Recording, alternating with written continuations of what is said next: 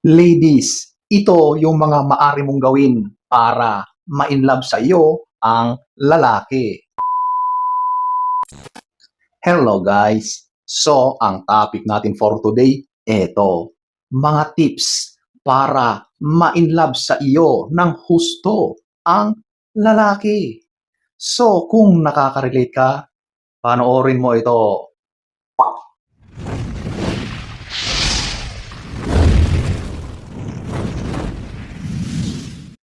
So, eto ating aalamin. Number 7, mahal mo siya at siya lang. Dapat siya lang, wala nang iba.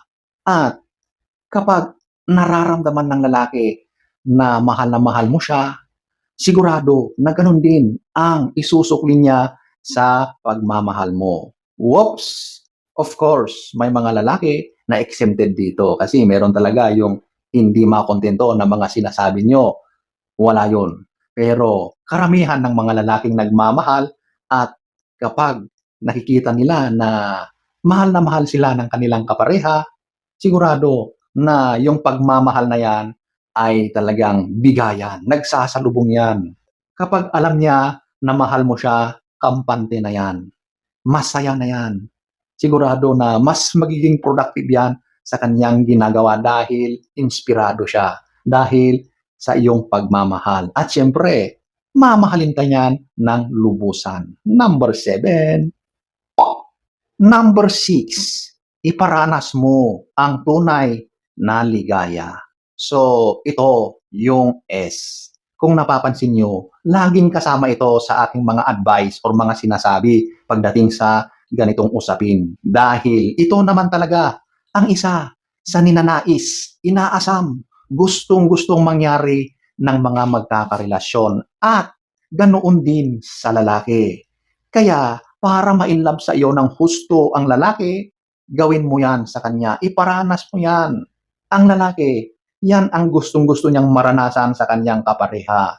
Madalas kasi, ang mga lalaki, sila ang nagpapaligaya doon sa kanilang partner. At may mga pagkakataon na yung lalaki ay naiiwan or hindi nararanasan yung dapat ay kanyang maranasan. At yun ay yung rurok ng inyong ginagawa. Okay? May mga kababaihan na pagdating sa ganitong usapin, hindi nila alam ang kanilang ginagawa. Ang akala nila ay hihilata lang sila, hihiga lang, at bahala na yung lalaki na gumawa doon sa dapat kayong dalawa ang gumagawa. Kayong dalawa ay active. Give and take po yan. Hindi pwede na yung lalaki lang ang nagtratrabaho at ikaw ay nag-aantay lang. Hindi pwede. Kung ano yung ipinaparana sa iyo ng lalaki, gawin mo rin sa kanya. Isa yan sa sobrang nagpapatibay sa pagsasama ninyo. At isa rin yan sa mas nagpapamahal sa lalaki sa iyo. Totoo yan. Kaya kapag laging masaya ang lalaki, sigurado na mas lalo siyang nai-inlove sa iyo. Number 6. Number 5, ito yung maging totoo. Be unique. So, hindi lahat ay may ganito. Kasi karamihan ay sumusunod sa majority, sa kung ano yung ginagawa ng karamihan, di ba? Ika nga, birds of the same feather flock together, di ba? So, sunod-sunod, uso, yung mga ganon, yung mga trend. Yan ang ginagawa at sinusunod ng karamihan. Pero ikaw, kung ikaw ay unique, hindi ka nagpapanggap, hindi ka sunod-sunuran sa kung ano-anong uso, kung ano-anong mga ginagawa dyan, ikaw ay kakaiba at siguradong pansinin ka ng lalaki. Alam mo ang lalaki, kapag yan ay nakatingin sa karamihang babae, napapansin niya agad ang isa sa iba. Yung nakikita niya na unique. Madalas, napapansin ang mga ganyan. Okay? Kasi yung isang grupo na pare-parehas ang ginagawa, wala yon. Walang bago, walang kakaiba.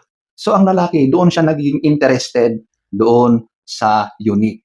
Kung saan ka komportable at kung ano yung dinidikta ng puso mo, kung ano yung gusto mong gawin, gawin mo. Hindi yung kung ano yung ginagawa ng karamihan ay yun din ang iyong ginagawa. So, sa usaping relasyon at attraction, mas lamang ka kapag ikaw ay iba sa karamihan. Iba ang dating mo sa lalaki. Number 5. Number 4, eto yung malambing, nilalambing. Ang lalaki, gustong-gusto ang nilalambing siya. Isa yan sa ninanais namin na ginagawa ninyo sa amin. Kasi napaka-feminine trait niyan. So, kapag yan ay ipinapakita nyo, ipinaparamdam nyo, ginagawa ninyo sa partner nyong lalaki, natutuwa yan. Sobrang nararamdaman niya yung pagiging sweet mo, yung pagmamahal mo sa kanya sa pamamagitan ng iyong paglalambing. At sigurado na kapag ganyan ang lagi mong ginagawa sa kanya, sigurado na mas mapapamahal sa iyo ang lalaki. Sa halip na inaaway mo, edi lambingin mo na lang, di ba? Number 4. Number 3, eto, yung bigyan mo ng espasyo. So, kung kayo na ay nagsasama, bigyan mo rin siya ng mga time or panahon para sa sarili niya. Sa mga gusto niyang gawin, pahintulutan mo siya. Hindi pwede na ikinukulong mo siya lagi sa bahay or ayaw mo siyang payagan dahil marami kang mga insecurities, maraming mga kung ano-anong tumatakbo sa isipan mo. Huwag pong ganon. Kung pinapayagan mo siya sa mga bagay na gusto niya at alam mo naman na okay, tama yung mga ginagawa niya, sigurado na ma-appreciate ng lalaki yan at mamahalin ka talaga niyan ng tunay, ng sobra, ng labis kapag ganyan ang pakikitungo mo sa partner mong lalaki. Kasi kapag ikinukulong mo yan, nakaw sigurado, magpupumiglas yan. Gagawa at gagawa ng paraan yan para magawa niya ang mga bagay na yon. At sa halip na alam mo na sana, ay wala ka nang nalalaman dahil sa hindi mo pagpapayag sa kanya. So nagiging sikreto na yung mga galaw niya. Hindi na siya nagpapaalam. Hindi na niya sinasabi kasi magagalit ka. So sa halip na okay sana, ay mas lalong napasama. So ladies, payagan nyo.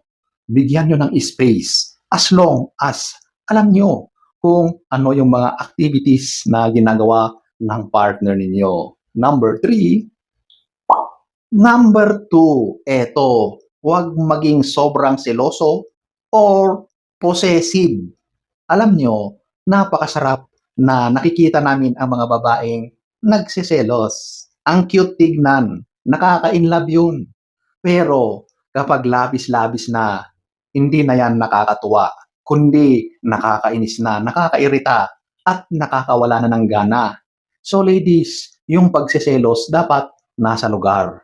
Kung may basihan ka na magselos ka.